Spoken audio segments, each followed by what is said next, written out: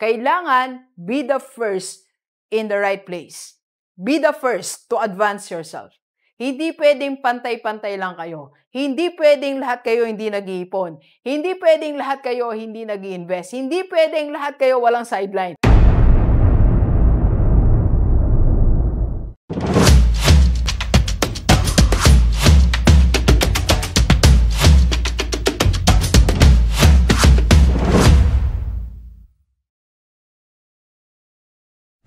Alright, Gillivers, pag-usapan natin isang basic question na itinanong ng maraming tao. Okay, sagutin natin.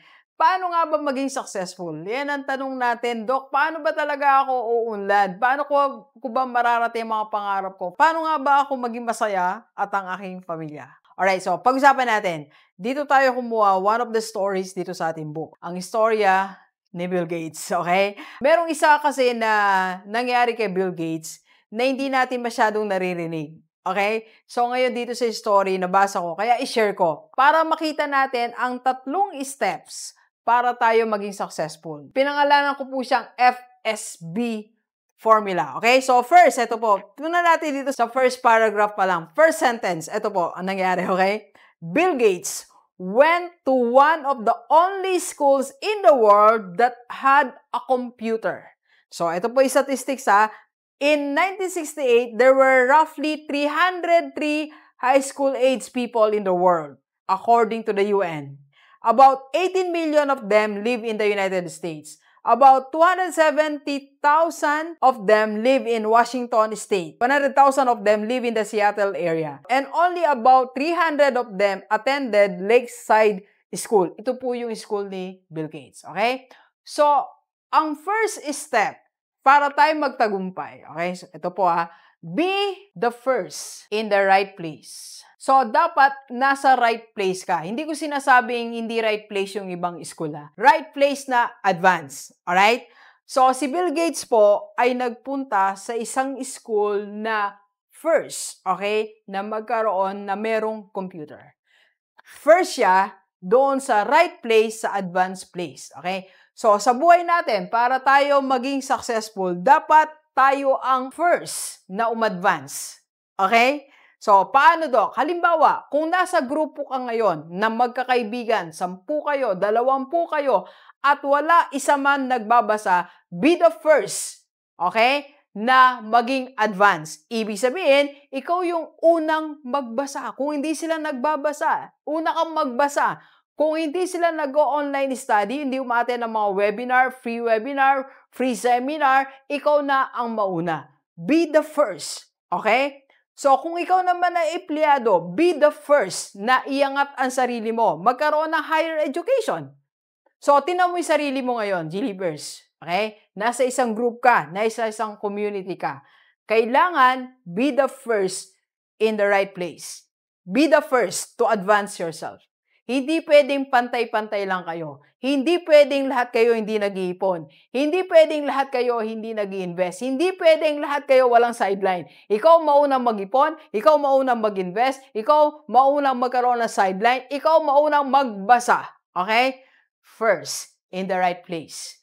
Advance yourself. Alright? So, that's the first step. Okay? So, second po ginawa niya is, nagkaroon po siya ng kaibigan, si Paul Allen. Okay? Actually, 3 po sila.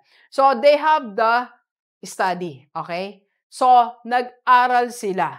In their free time, talagang nag-uusap sila, their shared dreams. So, sabi nga po dito, no? Basahin ko ulit, no?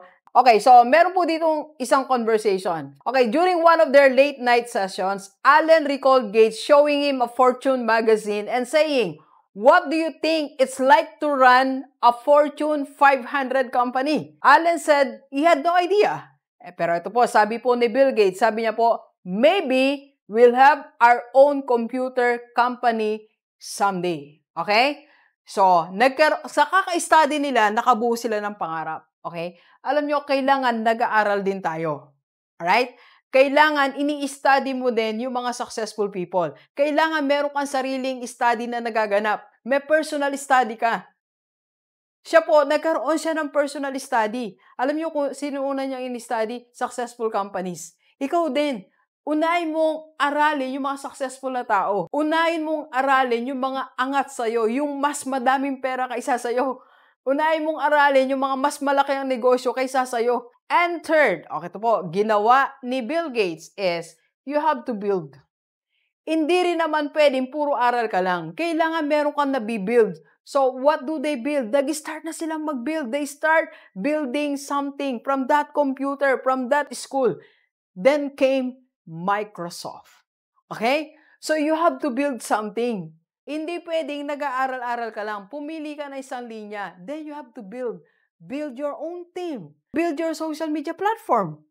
Build your YouTube channel. Build your TikTok channel. Build a small business. So, kailangan meron tayong unti-unti binubuo. Diyan sa kwarto mo, diyan sa room mo, unti-unti may binubuo ka.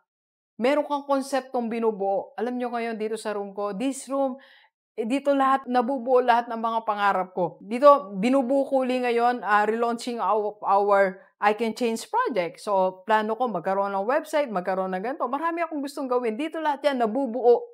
So, you have to build something. Okay? If you want to become successful, first, be the first in the right place. First, to advance yourself. And of course, you study. And while you are studying, you are building something. Hindi pwedeng wala ka nabibuild. Kailangan may mabuild ka. Okay? Let's go. Let's go. Kape po tayo. Kape po. Thank you for watching. We are inviting you to attend our free webinar sa IMG Rockstar Community para makapag-invest ka na sa mutual fund at magkaroon ka na ng Kaiser. PM na sa personal life ni Doc. Let's go. Let's go.